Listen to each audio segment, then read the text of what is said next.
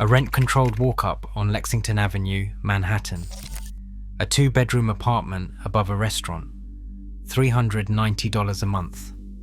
An old man lives here. He has lived here for 64 years. He feeds pigeons on the sidewalk. He keeps 12 dogs and hires neighborhood children to walk them. He refuses every passport offered to him because he says the country he would put on it no longer exists. His name is Ertugrul Osman. Had the Ottoman Empire survived, he would have been the 43rd sultan, sovereign of a dynasty that ruled for 623 years, governed 25 million people across 3 continents, and produced 36 sultans across a territory of 5.2 million square kilometers. When a journalist asks if he wants the throne back, he answers, "What would I do with it?" He dies in Istanbul in 2009. His coffin is draped in the imperial standard of a state abolished 87 years earlier. Thousands attend the funeral at Sultanahmet Mosque. The Prime Minister sends condolences. He is buried beside his grandfather, 120 meters from Topkapi Palace, the building his ancestors built, the building his family was locked inside, the building they were expelled from, and the building that 3.5 million tourists now pay to enter. The dynasty that produced him invented a law requiring each new sultan to strangle his own brothers with a silk cord. When the killing became too grotesque, they replaced it with a locked room called the kafes, the cage, where princes lived from childhood to old age, with no education, no authority, and no experience of the world they might one day be asked to rule. The last sultan spent 56 years in that cage before taking the throne. And when the Turkish Republic replaced the empire, it applied the same logic to the entire family, to remove the rival claimants. 156 princes and princesses were given 24 hours and £1,000 each. One died of starvation in a Paris park with a note in his pocket asking to be buried as a Muslim. Another 73 years old slept in public gardens. The family came back. The youngest member was born in Istanbul in 2024, in the same city the dynasty was exiled from a century earlier. But the legal claim over 37,000 confiscated properties remains unresolved. Around the year 1280, in the town of Söğüt in northwestern Anatolia, a tribal chief named Osman reportedly dreamed that a tree grew from his navel and its branches covered the world. The dream was interpreted by his father-in-law, the Sufi Sheikh Edebali, as a sign that Osman's descendants would rule a great empire. Whether the dream happened is unknowable. The earliest accounts date from more than a century after Osman's death, and modern historians regard much of the founding mythology, including the dynasty's claimed descent from the Kayi branch of the Oghuz Turks, as a 15th century fabrication designed to legitimize what was by then the most powerful state in the eastern Mediterranean. What is documented is that around 1299, Osman declared independence from the crumbling Seljuk Sultanate of Rum, and that his earliest significant military victory came at the Battle of Baphius in 1302, where he defeated a Byzantine border force and established himself as more than a frontier raider.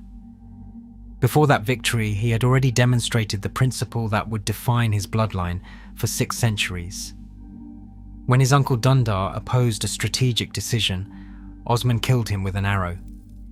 His son Orhan took Bursa in 1326.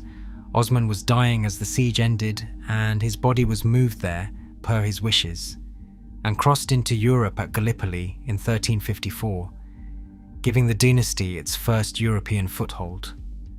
Orhan's son Murad I captured Adrianople and made it the Ottoman capital, formalized the Dev Sirme, the child levy system that took Christian boys aged 8 to 14 from the Balkans, converted them to Islam, and trained the most talented for the highest offices of state, and defeated a Serbian-led coalition at the Battle of Kosovo on the 15th of June, 1389, where he became the only Ottoman sultan killed in battle. On that same battlefield, Murad's son Bayezid had his brother Yaqub strangled with a bowstring before the dead were buried. Fratricide was now policy. Bayezid crushed the Crusaders at Nicopolis in 1396 and besieged Constantinople for 8 years. Then Timur destroyed him at the Battle of Ankara on the 20th of July, 1402, and the empire fractured into an 11-year civil war among his sons. The law would stand for 126 years. Its worst single application would require 19 silk cords in a single night. The dynasty survived the interregnum. It rebuilt, and in 1451, a 19-year-old sultan named Mehmed II decided to finish what Bayezid had started. He hired a Hungarian gunsmith named Orban, who had first offered his services to the Byzantine emperor Constantine XI, but was turned away because Constantinople could not afford him, and commissioned a bombard 27 feet long with walls 8 inches thick, capable of hurling stone balls weighing roughly 500 kilograms over a distance of 1.5 kilometers. The cannon required 60 oxen and 30 carts to drag from Edirne to the walls of Constantinople. On the 6th of April 1453, Mehmed laid siege with approximately 80,000 troops and 69 cannons. Constantine XI had fewer than 7,000 defenders behind walls that had held since the 5th century. 53 days later, on the morning of the 29th of May, the walls were breached. Constantine died fighting. That afternoon, Mehmed prayed in the Hagia Sophia and converted it to a mosque. The Byzantine Empire, 1,058 years old, was finished. Mehmed adopted the title Kaiser-i-Rum, Caesar of Rome. He began construction of Topkapi Palace in 1459, and he codified into law the practice his family had followed since Kosovo. Whichever of my sons inherits the Sultanate, it is acceptable for him to kill his brothers for the sake of the order of the world. The majority of the ulama permit it. The empire that law protected became the largest in the Islamic world. Under Suleiman, who reigned for 46 years beginning in 1520, it took Belgrade, Rhodes, Budapest, and Baghdad. Its navy under Hayreddin Barbarossa dominated the eastern Mediterranean after the Battle of Preveza in 1538. At its peak, the empire governed at least 25 million people. The seat of that power was Topkapi, 700,000 square meters, 4 courtyards, up to 6,000 residents, a harem of more than 400 rooms housing hundreds of concubines under the authority of the Kislar Agassi, the chief black eunuch, who was the second most powerful figure in the palace after the Grand Vizier. The treasury held the spoonmaker's diamond, 86 carats, the Topkapi dagger with its 3 emeralds, and the relics of the Prophet Muhammad. Suleiman was called the Magnificent by Europeans and the Lawgiver by his own subjects. He ordered the strangulation of his own son Mustafa in 1553 at the urging of his consort Hurrem Sultan. The dynasty's survival mechanism consumed the dynasty's children.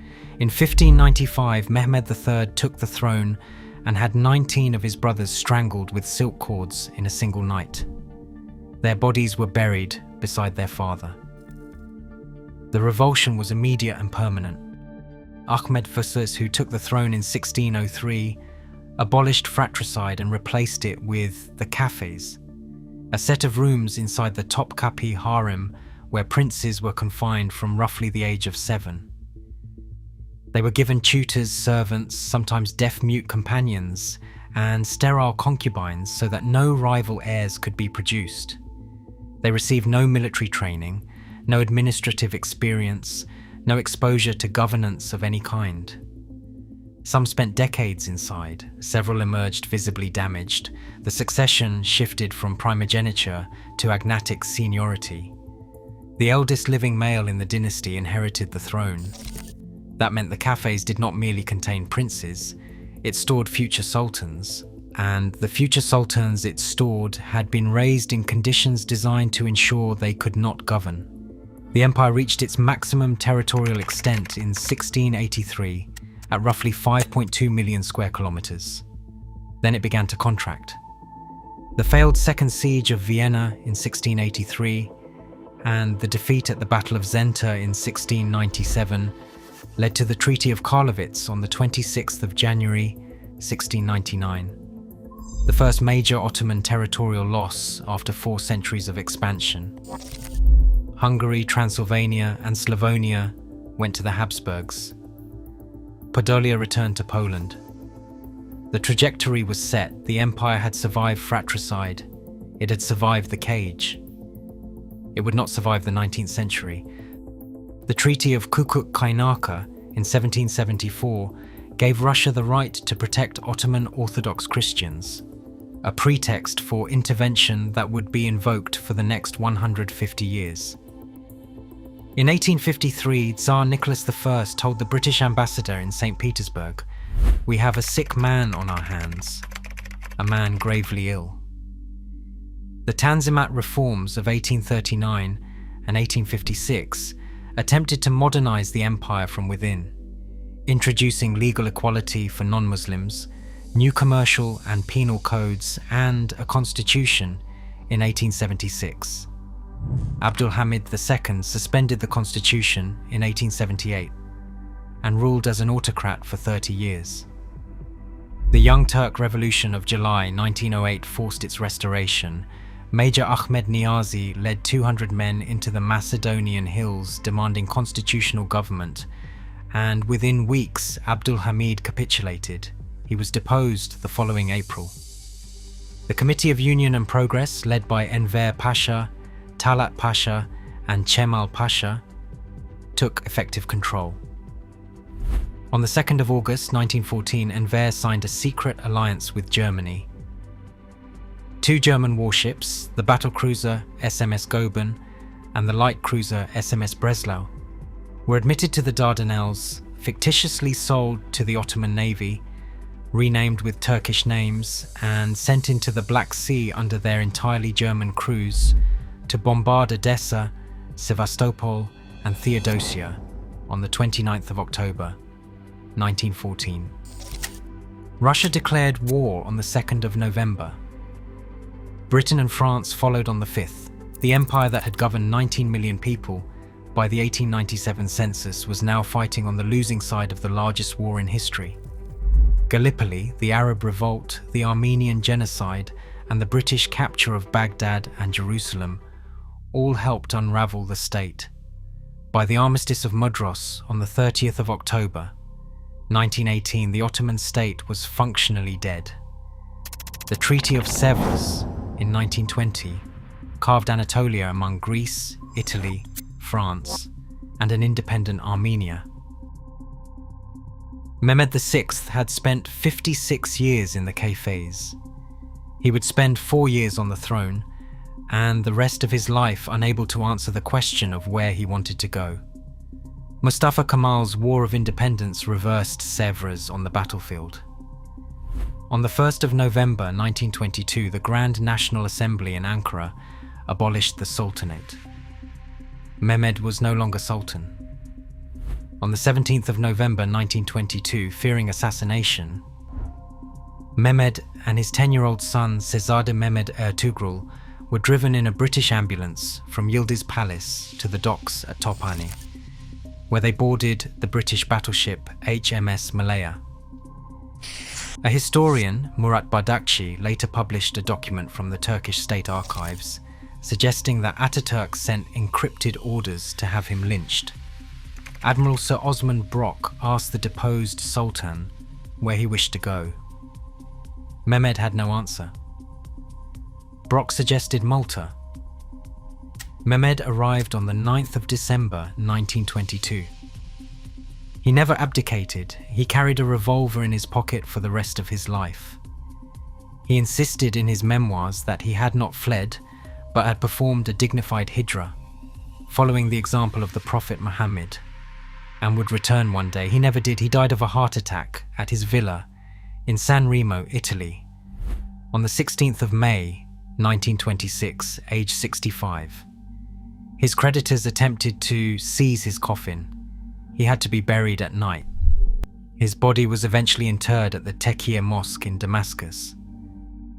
Abdülmecid II was elected caliph on the 19th of November, 1922, a religious figurehead with no temporal power. On the 3rd of March 1924, the Grand National Assembly passed Law Number 431, the law on the abolition of the caliphate and the expulsion of members of the Ottoman dynasty from the territories of the Turkish Republic. The caliphate was abolished. All 156 named members of the Osmanoğlu family were banned from Turkish territory in perpetuity, stripped of citizenship, and ordered to leave. Each received a one-time payment, £1,000 per person. Abdülmecid received £2,000. All real estate belonging to the family inside Turkey was to be liquidated within 1 year. The men were given roughly 24 hours. The women were given up to a week. Abdülmecid II was notified before dawn on the 4th of March 1924. He was put on a special train at Catalca station, not Söğüt, to avoid demonstrations. The Jewish station master was reportedly the last person to bow to him on Turkish soil. He travelled on the Simplon Orient Express to Switzerland, settled briefly in Territet, then moved to Nice, then Paris. He was one of the most important late Ottoman painters. His self-portrait hangs in Istanbul modern today, and he spent his exile painting, playing chamber music and performing Friday prayers at the Grand Mosque of Paris. He died of a heart attack at his home on the Boulevard Suchet in the 16th arrondissement on the 23rd of August 1944, the day Paris was liberated from German occupation. He was 76. Turkey refused to allow his body to be repatriated. His remains sat in the morgue of the Grand Mosque of Paris for 10 years before being buried in Medina in 1954, after intervention by the Governor-General of Pakistan. Of all the royal families expelled from their capitals in the 20th century, the Romanovs from the Winter Palace, the Qing from the Forbidden City, the Ottomans from Topkapi, which dynasty do you think lost the most? Let me know in the comments. So many of the exiled Ottomans settled in Nice that local patisseries reportedly stayed open late during Ramadan to help them break their fast. Seniha Sultan, half-sister of the last sultan and 73 years old at the time of the expulsion, lived with Mehmed VI in San Remo until his death in 1926. After that, she had nowhere to go. She slept in the public gardens of Chimiers in Nice until her son found her and brought her to Abdülmecid II, who gave her an attic room. Şehzade Ahmed Nuri, a son of Abdülhamid II, had been wealthy in the early years of exile. By the 1940s, he was selling homemade soaps from his hotel room and playing piano in a Nice cinema for tips. He lost even that work. On the 7th of August 1944, he was found dead in a Paris park. A note in his pocket read, quote, "If I die, do not blame anyone because I am starving. I was making a living by playing piano in a movie theatre. Now I cannot find this job. You bury me as a Muslim," end quote. He was buried in an orphan cemetery. He was starving. The republic that expelled the family did not forget them. It made forgetting into law. Ertugrul Osman was born at Nişantaşı Palace in Istanbul on the 18th of August 1912. He was educated at the Theresianum in Vienna, and he arrived in New York in the early 1940s. He took the rent-controlled apartment on Lexington Avenue and never left. He worked as a consultant in the mining industry. He married twice. His second wife, Zeynep Tazi, was a niece of the former Afghan king. He refused all passports for decades. When he finally returned to Istanbul in 1992, at the invitation of Prime Minister Tansu Çiller, he insisted on touring the 285-room Dolmabahce Palace as part of a regular tour group. He said he did not want a fuss. He was granted Turkish citizenship in 2004. He became the 43rd head of the House of Osman in 1994. He died of kidney failure in Istanbul on the 23rd of September 2009, aged 97. His funeral was held at Sultanahmet Mosque. The imperial standard covered his coffin. Princess Neslişah was the last Ottoman born in the imperial palace registry. 121 cannons were fired at her birth and currency was printed in her name. She was 3 years old when the family was expelled. She grew up in Nice. In 1940, she married Egyptian Prince Mohammed Abdel Monem, son of the last Khedive. If you watched my video on King Farouk's grandson, you already know how the Egyptian monarchy ended. A military coup in 1952 erased the dynasty overnight. What you do not know is that when Farouk was deposed, an Ottoman princess became Egypt's de facto first lady. Neslişah's husband served as regent for the infant King Fuad II for 11 months. Then Nasser's republic charged them with treason. There were 2 military show trials and 6 months of house arrest. She lost power in 2 countries under 2 different systems for carrying 2 different royal names. She left Egypt in 1959 and returned to Istanbul in 1964. She died on the 2nd of April 2012, aged 91. During exile, she said that when they were in exile, they lived longing for the country. Her mother had friends who would go to Istanbul, and she would ask them to bring back a bit of soil from Istanbul, but none did. If you have stayed through 623 years and 4 continents of this family's trajectory, this channel exists because of viewers like you. Subscribing is the simplest way to make sure the next one reaches you. In 1952, female members of the dynasty were allowed to return to Turkey.